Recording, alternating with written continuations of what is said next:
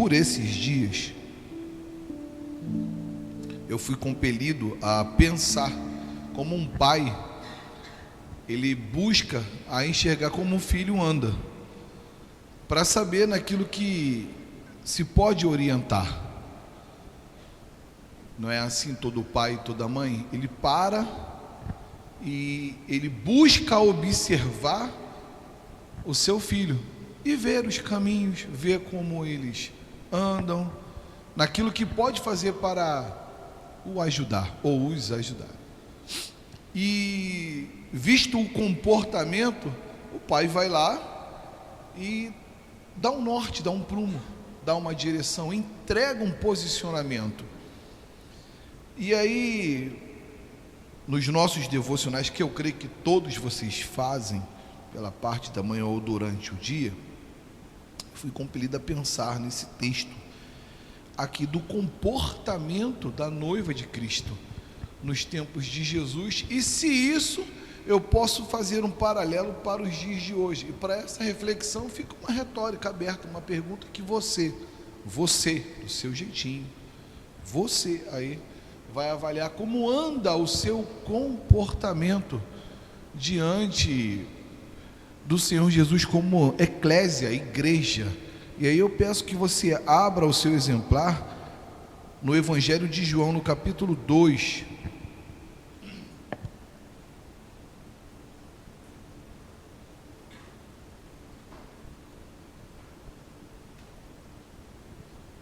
A partir do verso 13, Jesus purifica o templo. E ontem eu comecei a fazer essa reflexão, hoje já fui para outra.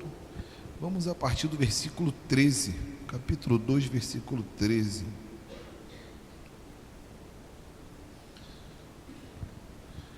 E diz o texto: estava próxima a Páscoa dos judeus, e Jesus subiu a Jerusalém. E achou no templo os que vendiam bois, ovelhas, pombos, e os cambistas assentados. E tendo feito um açoite de cordões, lançou todos fora do templo, também os bois e ovelhas, e espalhou o dinheiro dos cambistas e derrubou as mesas. E disse aos que vendiam pombos: tirai daqui eles, e não façais da casa de meu pai uma casa de venda.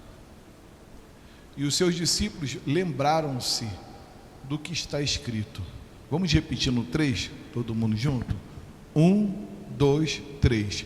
O zelo da tua casa me devorou. Vamos repetir? O zelo da tua casa me devorou. O zelo pela tua casa, expressão essa do Antigo Testamento por um servo do Senhor. Davi, ele em cântico expressa, né? O Senhor, o zelo pela tua casa me consome. E os discípulos de Cristo, eles param e lembram desse texto, quando o Senhor Jesus revela a natureza comportamental daquele povo. Um povo que no momento, ao celebrar a passagem, a Páscoa, a festa pascual, a libertação do povo da casa da escravidão, um povo que tinha sofrido durante por mais de 430 anos, como escravos, fora liberto. Todos nós conhecemos a história do grande libertador Moisés, retirando como braço forte do Senhor o seu povo da escravidão. E nesse momento pascual, que estava ali também simbolizando esse período, o Senhor Jesus, ele vai lá prestar um culto. E o templo, ele é dividido em 3 partes, que é a parte do pátio, onde ficavam assim os judeus, os não judeus, ou seja, o povo gentio. As mulheres teriam acesso, eles passavam pela primeira porta, que dizem os historiadores que o título daquela porta era a porta do caminho. Estavam no caminho, entrando no templo do Senhor. E aí existia o santo lugar, que era a segunda parte, e o Santo dos Santos, ou o Santíssimo, que só o sumo sacerdote tinha esse acesso. E nós conhecemos a história que para entrar por ali, durante um ano ele se preparava, era amarrado uma corda e ele ficava com o sino balançando, e se caso for achado falta nele, quando ele entrasse no Santíssimo, ele era consumido se estivesse em pecado, encontrado em falta. Olha a tamanha responsabilidade para chegar ao Santíssimo lugar. Mas a parte do pátio, o início de tudo o caminho, qualquer um entrava, e muitas vezes de qualquer jeito, tanto que os gentios tinham acesso. E aí vem a tal da liberdade, e muitos confundem a liberdade com a libertinagem. Eu não sei se você conhece alguém assim.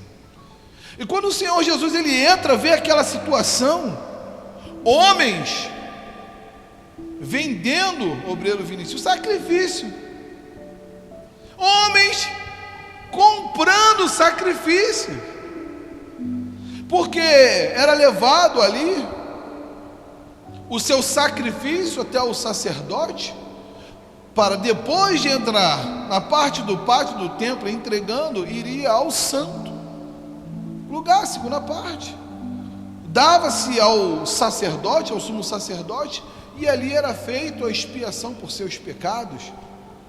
E eles faziam aquilo no mínimo uma vez ao ano, normalmente. Imagine assim comigo, e eu preciso da sua imaginação, como se aqui fosse a grande Jerusalém, a igreja poderosa do Senhor nosso Deus, e você que morasse talvez em Ramos, Olaria, Bom Sucesso, porque não era tão pertinho não, irmãos, tinha gente que vinha de longe. E nós sabemos que quando apresentava-se o sacrifício pelos nossos pecados, não poderia ser qualquer sacrifício, qualquer oferta, mas teria que ser uma oferta limpa, pura, imaculada, sem mancha, sem ferida. E eu estou falando de animais, foi o que nós lemos ali.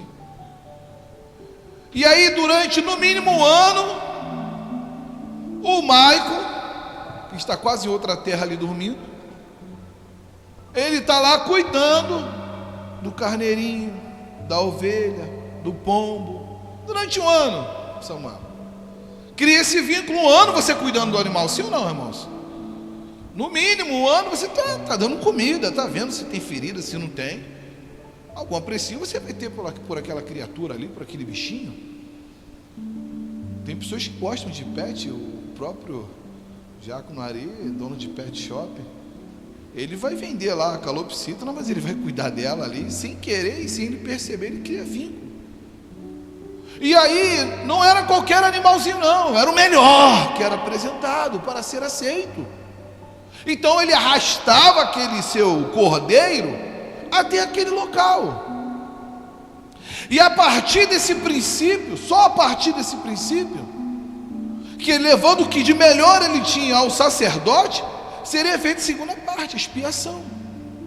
Estaria entregando a sua oferta em adoração ao Senhor seu Deus, para expiação dos seus pecados, das suas culpas. Agora você para e pensa, o Senhor Jesus adentrando no pátio do templo, na primeira parte ali, e começa a ver mercantes, mercadores, comerciantes,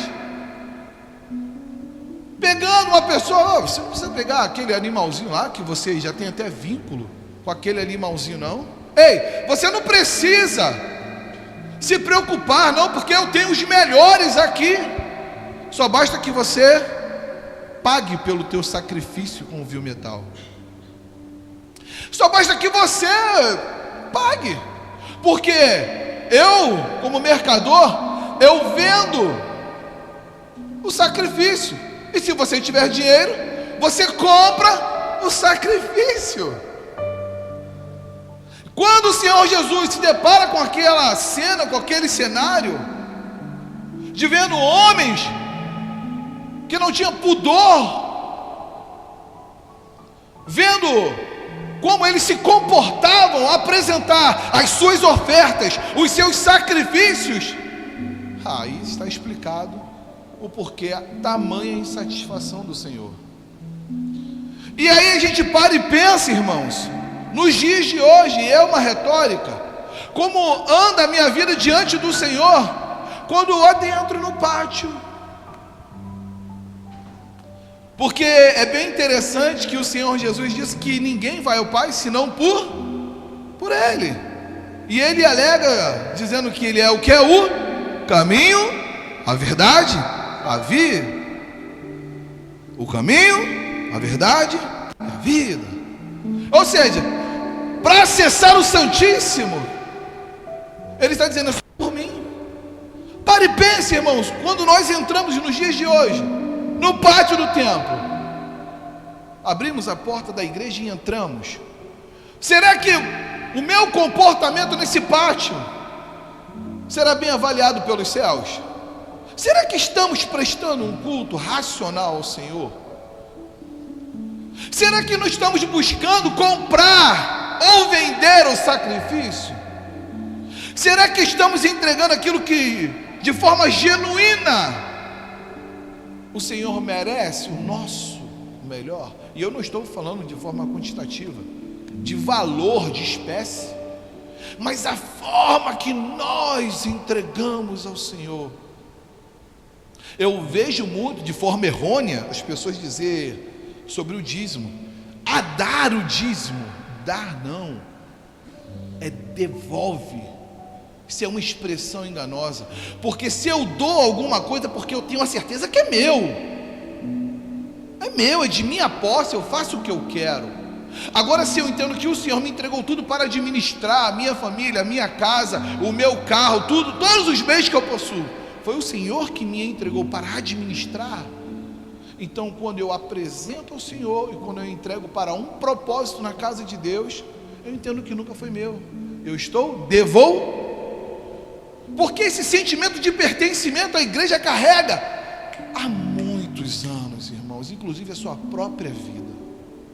É por isso que for anunciado: aquele que perder a sua vida por minha causa, está vivendo de verdade. Aquele que quer ganhar a sua vida, isso, já perdeu a longos passos. E a pergunta que não quer calar, irmãos, como foi dito no verso 17, parte B: o zelo da tua casa,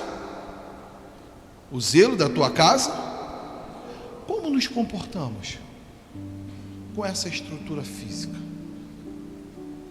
Que tipo de relacionamento? Que sacrifício eu entrego ao presbítero Cláudio para o Senhor? Será que eu compro o sacrifício? Ou será que eu sou o mercante, o que vende o sacrifício? É só uma reflexão, irmãos. Precisamos enxergar os nossos comportamentos, porque nós não estamos fazendo para qualquer um. O Senhor, Ele é galardoador daqueles que em verdade o buscam. Não for isso anunciado, vocês vão me encontrar e vocês vão me achar. Quando me buscar, um coração inteiro. Muitas são as distrações, irmãos, mas é necessário você avaliar o seu sacrifício. Como você está fazendo, porque você entende para quem você está fazendo. E o nosso Senhor, eu tenho certeza que Ele merece o melhor. Se você tem dificuldades em dizimar, busque ao Senhor em oração: Senhor, me ajuda a buscar fidelidade, porque Deus, Ele não vai contra a palavra dEle.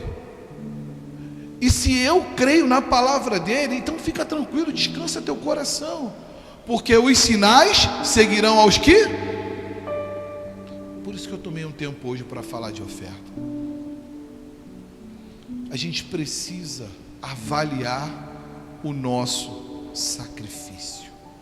Eu não sei quem é o obreiro, é a Fabiana, então passa os envelopes de oferta, de dízimo. Pessoas que pegaram para ajudar na reforma do altar, o carneiro, pessoas que querem fazer um voto. Você não precisa aqui, tem envelope de voto, pastor. Irmãos, fica aqui. Eu até acho desnecessário perdermos tempo para falar de oferta, Mas assim como um pai incessantemente fala com seu filho, uma mãe incessantemente fala com seu filho, não faz isso, vai para a direita, vai para a esquerda, às vezes devemos fazer uma coisa que já deveria ser, mecânico, automático, faz parte da liturgia do culto. Uma vez, vou contar um testemunho para vocês aqui. Eu sofri, o único assalto que eu sofri, eu estava indo para uma vigília e eu tinha um costume de, quando eu saí de casa, eu pegar o que eu iria entregar como oferta na igreja, independente da igreja que eu fosse, Nessa época eu não era pastor, era só um baterista, e eu tinha ido para uma vigília. Aí eu peguei lá R$2 na época e botei no meu blazer e fui, carro de baqueta na mão, com dinheiro. Chamei um irmão, na verdade o irmão que me chamou para essa vigília. Aí eu falei, vamos parar ali na Parmê, vamos fazer um lanche. Iria gastar pelo menos ali 10 vezes mais do que a oferta que eu iria apresentar. Só que no trajeto de, acho que era Irajá, se não me falha a memória, estava no 679, fomos 721, acho que é isso, 679, 721, não me lembro direito, muitos anos. E ali sofremos o assalto, irmãos. Aí o traficante chegou, perdeu, tinha muito crente, irmão. O que tinha de crente naquele ônibus lá? E todo mundo ficou assustado. Aquela igreja passiva. O Senhor, Ele fala para nós irmos e avançarmos, e não é confrontarmos, não. Está repreendido em nome de Jesus. Se tu tiver sido compelido pelo Espírito de Deus a fazer, amém. Mas não faz na força do teu braço, não. Fala como Moisés falou, se o Senhor tu for comigo, então eu irei. Então, se Deus te promover esse espírito e essa ordem, então faça. E ali nós ficamos em estado de espírito. Aí teve uma senhora que levantou, meu filho, Jesus não quer isso para a tua vida não. Aí eram 3, não era um. A gente só viu um armado, Vinícius. Eram 3. E aí começou a passar, e quando chegou em mim, bora rapaz, me dá a carteira. Eu falei, rapaz, bora! Eu pensando, acabou a Parmê, eu não tenho mais lanche da Parmê. Aí eu abri minha carteira, eu falei, não tem quase nada aqui, me dá. Eu falei, deixa pelo menos o dinheiro da passagem de volta, para eu poder voltar. Então tira o valor da tua passagem de volta. Olha só, irmão, ainda desenrolei ainda com o assaltante, Duda. Aí, então deixa aí a sua passagem de volta. Me lembro como se fosse hoje, R$1. Quando eu cheguei na igreja, eu falei, Senhor, eu não tenho nem como ofertar o momento ofertório, não tem nem como eu ofertar. Porque, o Senhor me deixou ser assaltado. Aí o Senhor me lembrou, bota a mãozinha lá do lado direitinho. Eu, rapaz, R$2. Dava para a cantina no final do culto. Você é hipócrita? Deus, Ele me conhece. Eu falei, não, já tinha sido lá na minha casa determinado que isso era do Senhor. Ou seja, o diabo tocou, irmão. Eu era infiel nessa época. Não, irmãos, a gente é como a luz da aurora, vamos gradualmente. Por isso Jesus, Ele falou para Nicodemos, necessário vos é nascer de novo. A gente precisa desse tempo e amadurecimento, mas a gente não pode ficar estabilizado naquele comportamento. Qual? Ladrão. Roubará a Deus o homem? Não é o que está escrito, Malaquias 3:10? Sim, nos dízimos e oferta. Não seja isso. Deixe que a palavra de Deus se cumpra na tua vida, em nome de Jesus. Seja uma pessoa próspera. E se eu falar e fizer essa pergunta, quem quer ser próspero aqui? Todo mundo vai levantar a mão. Mas e o comportamento? É o comportamento de um próspero? Não é isso que os coaches dizem aí? Se você quer ser rico, ande e fale como tal, se comporte como tal. Então, que fique para uma reflexão. Amém? Coloque-se de pé.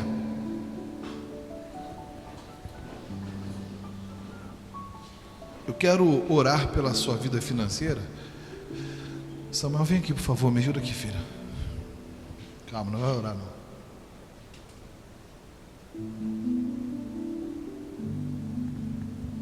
Eu não peguei aqui, né? Estou falando aqui de oferta e dízimo, o camarada não faz. Então eu quero que você primeiro faça uma reflexão, por favor. O pastor não está falando isso para constranger ninguém, irmãos.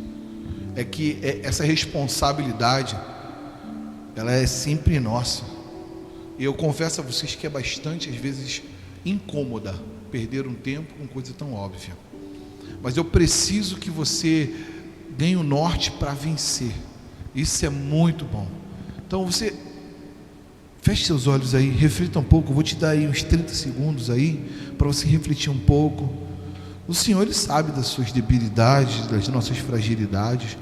Melhor, o Senhor, Ele busca uma igreja que seja justificada, e é pela fé que nós seremos justificados.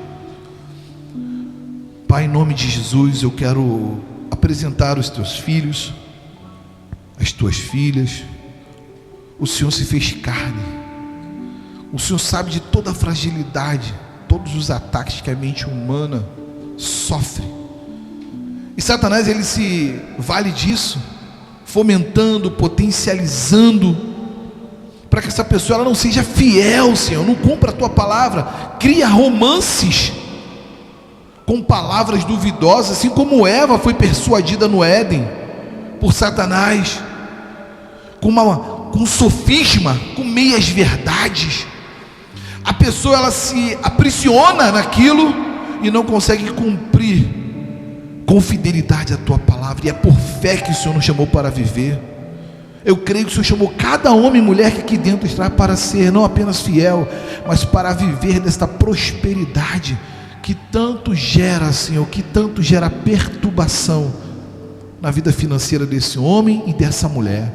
Ah, Senhor, agimos como meninos, fazemos por necessidades, quando não a nossa, é pela tua casa.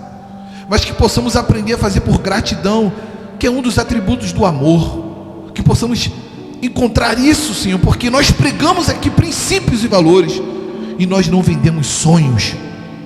Por isso, em nome de Jesus, Senhor, que Tu possa, por misericórdia, nos encontrar, encher a nossa mente, os nossos corações de fé, aceitando que o Senhor está no controle de todas as coisas. Fazemos menção da tua palavra.